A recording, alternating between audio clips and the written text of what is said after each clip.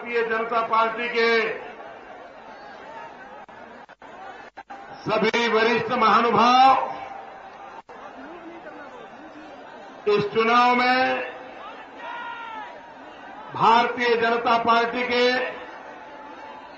लोकसभा के उम्मीदवार अजय मिश्र जी और पड़ोस में धौरहरा लोकसभा सीट की हमारी प्रत्याशी बहन रेखा वर्मा जी और विशाल संख्या में पधारे हुए भारत के भाग्य विधाता मेरे भाइयों और बहनों,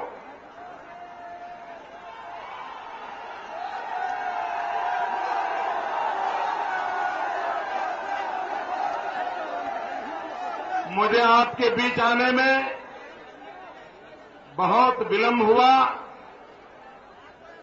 आपको काफी इंतजार करना पड़ा। इसके लिए मैं आप सबकी क्षमा मांगता हूं।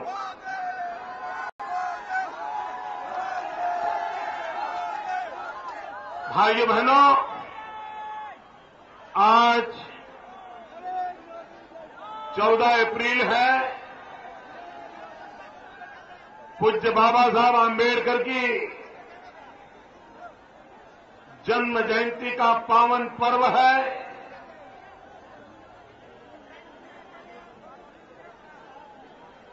बाबा साहब आम्बेडकर ने हमें भारत का संविधान दिया। एक नागरिक के नाते अनेक अनेक अधिकार दिए, हक दिए।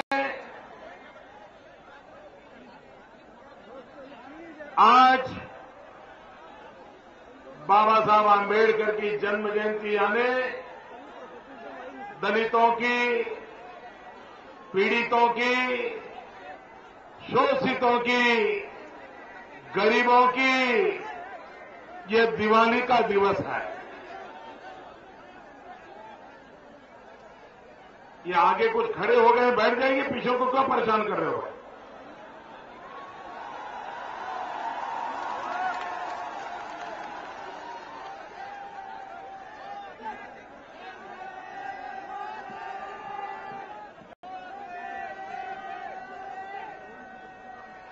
भाइयों बहनों, ये देश का दुर्भाग्य है कि कांग्रेस पार्टी के एक नवेले नेता शहजादे जी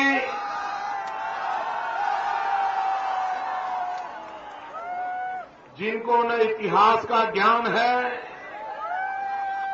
जिनको न भारत की भव्य परंपराओं का पता है, जिन्हें अपने परिवार के बाहर किसी भी चीज की समझ नहीं है, वे आजकल सुबह शाम बाबा साहब आम्बेडकर का अपमान करते रहते हैं। बाबा साहब आम्बेडकर को अपमानित करने में उनको मजा आता है। वो हर गली मोहल्ले में जाकर के कहते हैं, हमने ये अधिकार दिया, हमने ये कानून दिया, हमने ये एक्ट बनाया। शहजादे जी,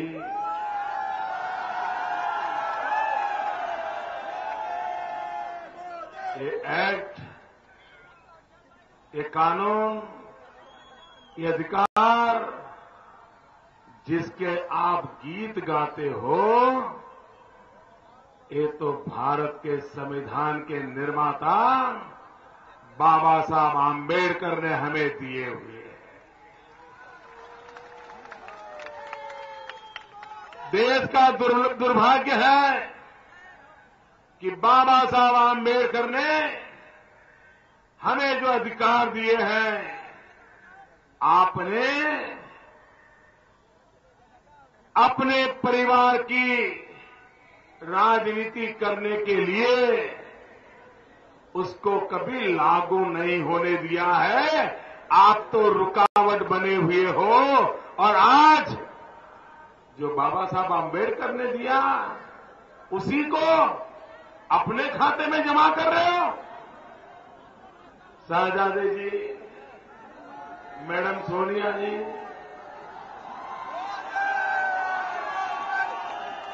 मैं जरा आपसे पूछता हूं, आप मुझे बताइए भैया, बाबा साहब आम्बेडकर ने, भारत के संविधान ने हमें वाणी स्वातंत्रता का अधिकार दिया है कि नहीं दिया है? बोलने का अधिकार दिया है। हम खुल करके बोल सकते हैं, अपनी बात बता सकते हैं। ये अधिकार हमको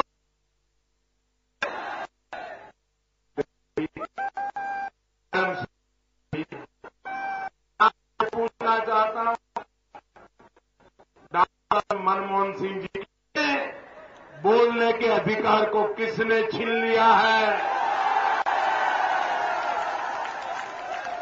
भारत के प्रधानमंत्री के वाणी स्वातंत्र के हक को किसने छीन लिया है? मैडम सोनिया जी, जरा देश जानना चाहता है कि डॉक्टर मनमोहन सिंह जी के मुंह पर ये कहां का ताला लगा हुआ है, जरा बताओ तो।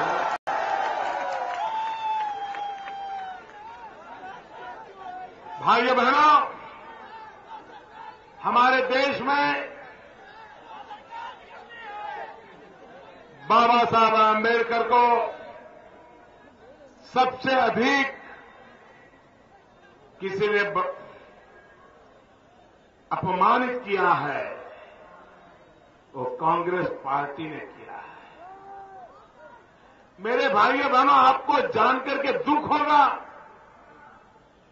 इस देश में एक ही परिवार के 3 लोगों को भारत रत्न मिला है और तुरंत मिला है। कांग्रेस पार्टी ने कभी भी बाबा साहब आम्बेडकर को भारत रत्न नहीं दिया।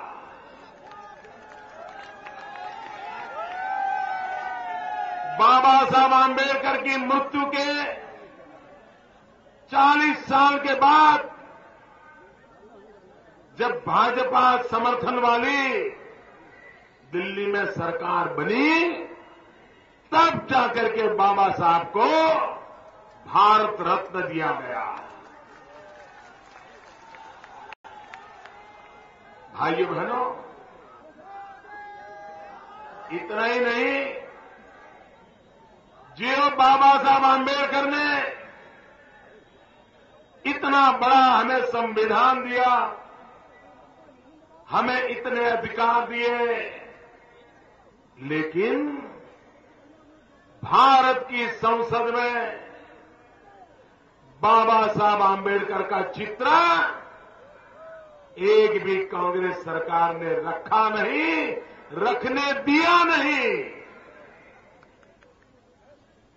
जब दिल्ली में से कांग्रेस की सरकार गई, विरोधी दल की सरकार आई, भाजपा के समर्थन वाली सरकार आई, तब जाकर के पहली बार भारत की संसद में बाबा साहब आम्बेडकर का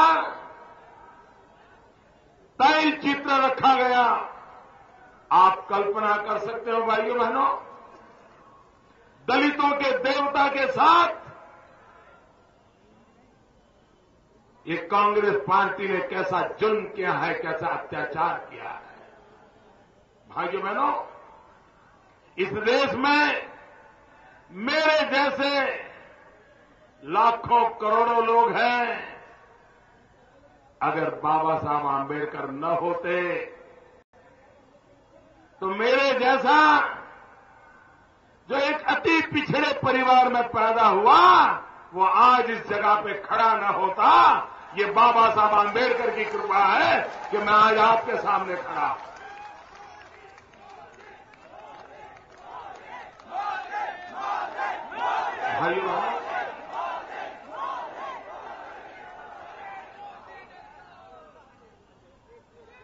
भाइयों बहनों,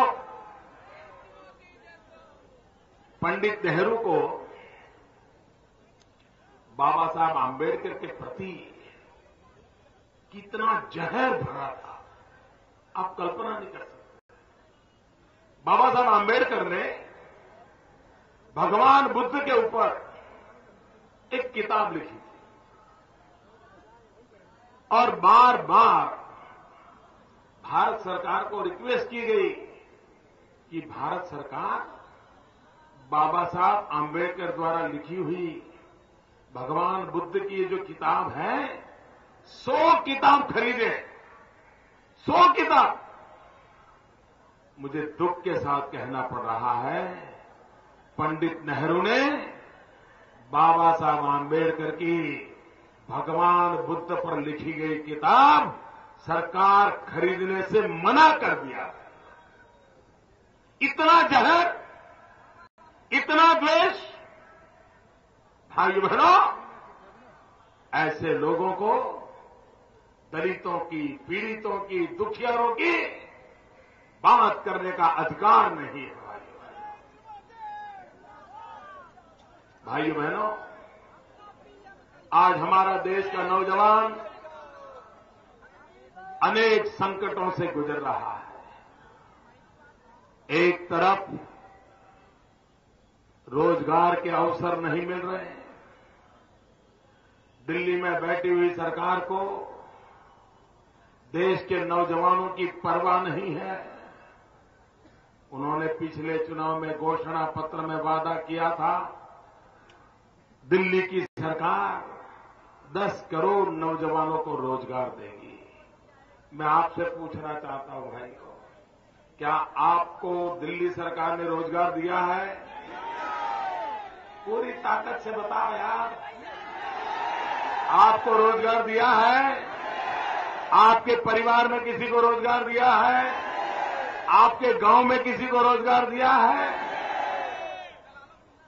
मुझे बताइए, ये दिल्ली सरकार ने आपसे धोखा किया कि नहीं किया? मेरे भाइयों बहनों, ये धोखा करने वाली कांग्रेस और ये इनको जनता के कल्याण में रत्ती भर भी भरोसा नहीं है। इनको गरीबों का भला करने में जरा भी इंटरेस्ट नहीं है। इनको तो सिर्फ सबका कल्याण करना है, सबका। स यानी सपा, ब यानी बसपा, का यानी कांग्रेस। इनको जनता का भला नहीं करना है। और भाइयों बहनों, एक कैसी सरकार चलाते, कैसे लोग हैं। अभी 2 दिन पहले मुझे किसी ने बताया कि नेताजी हेलीकॉप्टर लेकर के आए थे, तो सांड ने उनको उतरने नहीं दिया।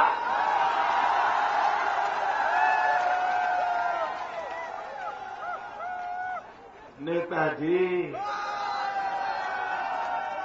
इंसान तो छोड़ो, यहां का सांड भी आपसे नाराज है।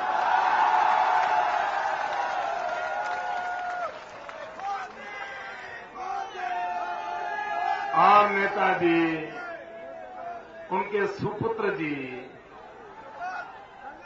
मुझे बहुत चिंता सता रही है। इतनी बड़ी आपकी सरकार, इतने बड़े ताकतवर आप नेता, एक सांड नहीं संभाल पाते, तो मेरे गुजरात के बब्बर शेर को कैसे संभाला?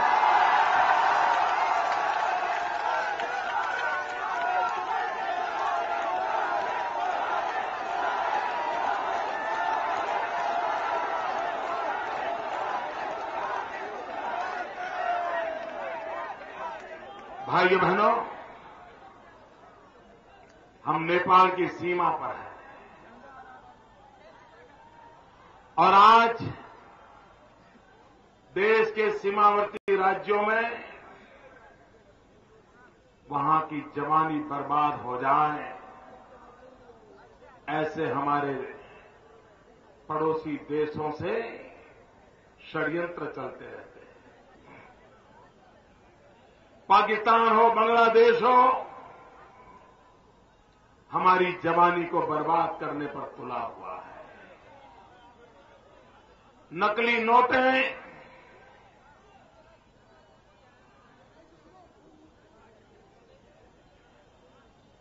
नशीली चीजें बेरोक टोक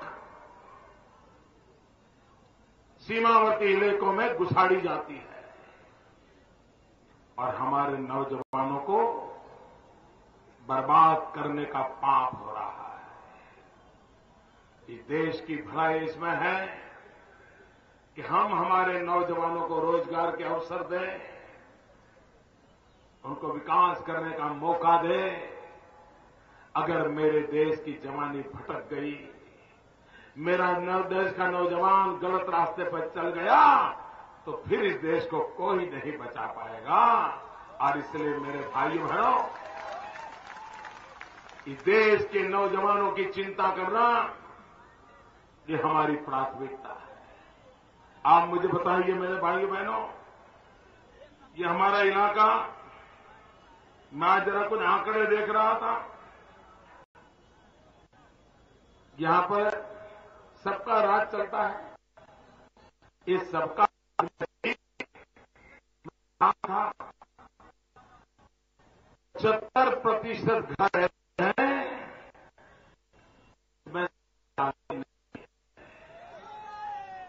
हमारी माताओं बहनों को खुले में शौच के लिए जाना पड़ता है। रात को अंधेरा हो, उसका इंतजार करना पड़ता है। भाइयों बहनों, आजादी के 60 साल के बाद हमारी बहन, बेटी, मां, उसको हम सम्मान जीने की जिंदगी नहीं दे पा रहे, एक शौचालय नहीं दे पा रहे। भाइयों बहनों, इन लोगों ने देश कैसा चलाया है, मुझे बताया गया इस इलाके में 70-75% लोग अशुद्ध पानी पीते हैं। पीने का शुद्ध पानी नहीं मिल रहा है। भाइयों बहनों, एक कैसा देश चला इन्होंने। मैडम सोनिया जी,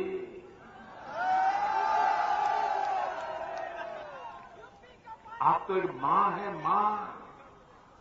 ये बच्चे अशुद्ध पानी पी रहे हैं और आप बिस्लेरी का बोतल पानी पी के जी रही हो।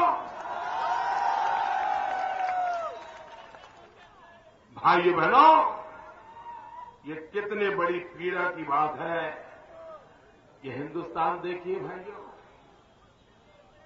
यहां भरपूर मात्रा में कोयला है। हिंदुस्तान में 20,000 मेगावाट बिजली के बनाने वाले कारखाने ताला लगा पड़ा हुआ है। क्यों? बिजली के कारखाने बंद हैं क्योंकि कोयला नहीं है। कोयला क्यों नहीं? तो देश में कोयले की चोरी हो गई और सुप्रीम कोर्ट में फाइल खो गई। आप मुझे बताइए मेरे भाइयों बहनों, आप अपने घर में कभी भी कोयला ताले में बंद रखते हो क्या? मुझे बताइए, ताले में बंद रखते हो क्या? कोयला तो घर के बाहर पड़ा रहता है ना। कोई गरीब भी गरीब कोयले की चोरी करता है क्या? कोई बड़ा से बड़ा चोर भी कोयले की चोरी करता है क्या? कोई भिखारी भी कोयले की चोरी करता है क्या? भाइयों बहनों, ये दिल्ली में बैठे ऐसे लोग हैं, कोयले की चोरी कर गए, कोयले की चोरी कर।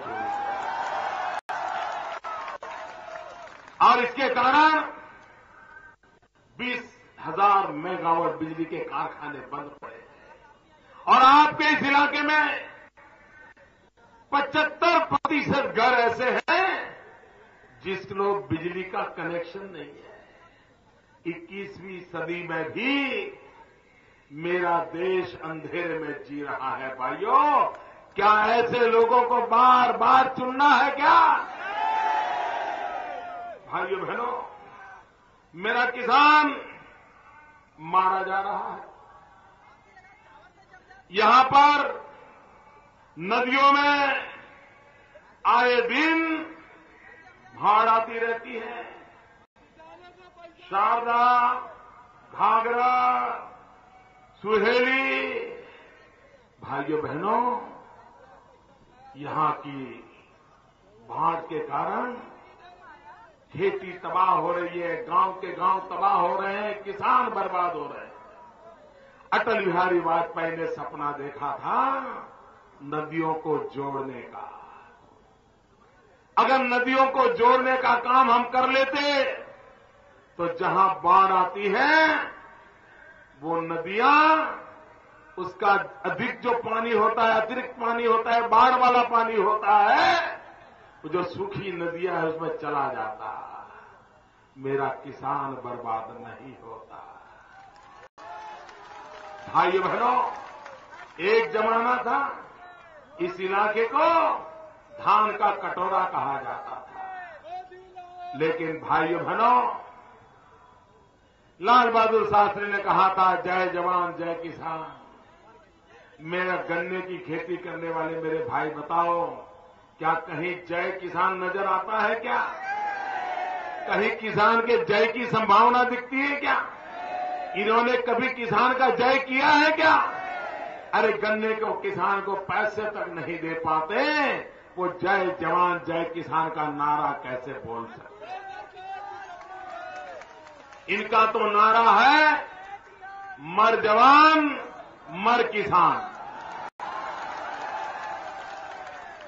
युद्ध में जितने जवान मरे हैं उससे ज्यादा किसानों ने आत्महत्या की है। भाइयों बहनों, आज दलितों के देवता बाबा साहब आंबेडकर के जन्म जयंती पर जब मैं बोल रहा हूं तब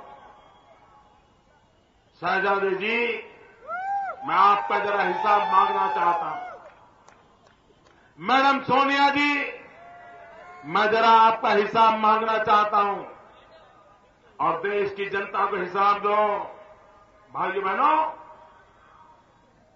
बाबा साहब आंबेडकर जैसे महापुरुष हमारे यहां हुए। शिक्षित बनो, संगठित बनो, संघर्ष करो, ये मंत्र जिस महापुरुष ने हमें दिया, उस देश में दलितों के साथ क्या बीत रही है मैं जरा बताना चाहता हूं। और इसमें सपा का जुल्म कम नहीं है, बसपा का जुल्म कम नहीं है, कांग्रेस का जुल्म कम नहीं है। भाइयों बहनों, इन्हीं लोगों ने तबाही लाई है। आपको जानकर के हैरानी होगी, हर सप्ताह मेरे दलित भाई बहन, मेरे दलित पीड़ित शोषित आदिवासी भाई बहन, मेरे दर्द को समझिए, मेरी आवाज को सुनिए। इनके राज में हर सप्ताह 13 दलितों की इस देश में हत्या होती है। हर सप्ताह 6 दलितों का अपहरण होता है। हर सप्ताह 21 दलित महिलाओं पर बलात्कार होता है। हर सप्ताह 5 दलितों के घरों को आग लगा दी जाती है। भाइयों बहनों, आजादी के 60 साल के बाद 70% दलित महिलाएं निरक्षर है, अशिक्षित है। क्या आपने बाबा साहब आंबेडकर को ये श्रद्धांजलि दी है? ऐसी सरकारें चलाई है। और इसलिए भाइयों बहनों, अब देश में ये सरकार नहीं चाहिए। अब देश में ये सबका सबका सबका लूटने वाले लोग नहीं चाहिए। आज देश को इन लोगों से मुक्ति चाहिए। मुझे बताइए भाइयों, देश को कैसी सरकार चाहिए? देश को कैसी सरकार चाहिए? भाइयों बहनों, सबके सब लोग मुझे जवाब दो, देश को कैसी सरकार चाहिए?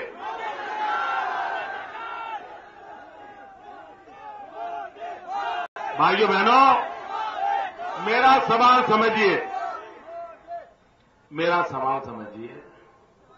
मैंने आपको ये नहीं पूछा किसकी सरकार चाहिए, मैंने तो ये पूछा देश को कैसी सरकार चाहिए। आप मुझे बोलिए, क्या अब लूली लंगड़ी सरकार चाहिए? क्या गूंगी बहरी सरकार चाहिए? क्या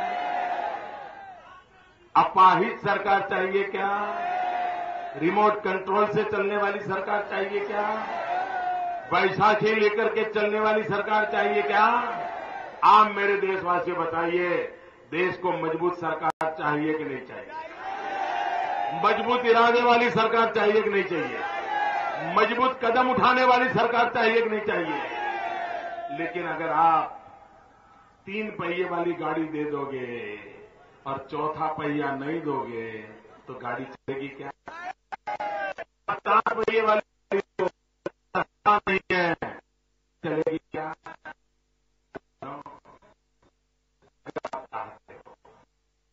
देश को संकटों से बाहर निकालना है, देश को आगे बढ़ाना है, तो ये काम उत्तर प्रदेश ही कर सकता है।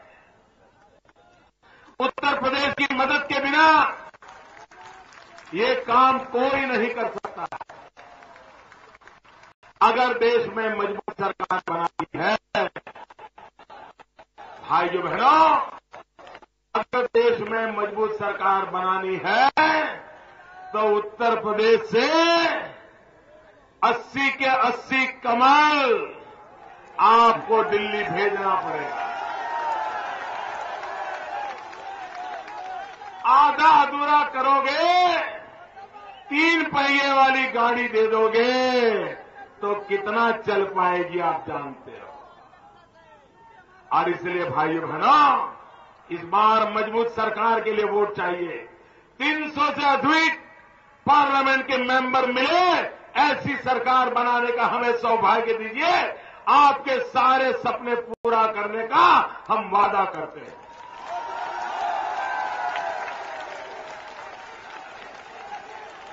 भाइयों बहनों, आपके दिल में कमल है, आपकी जुबां पे कमल है, आपकी होठों पे कमल है, लेकिन 17 तारीख को ये कमल उंगली पर उतरना चाहिए, मशीन पे उंगली दबनी चाहिए, कमल पे बटन दबना चाहिए, तब जाकर के दिल्ली में कमल खिलेगा। भारत माता की, भारत माता की।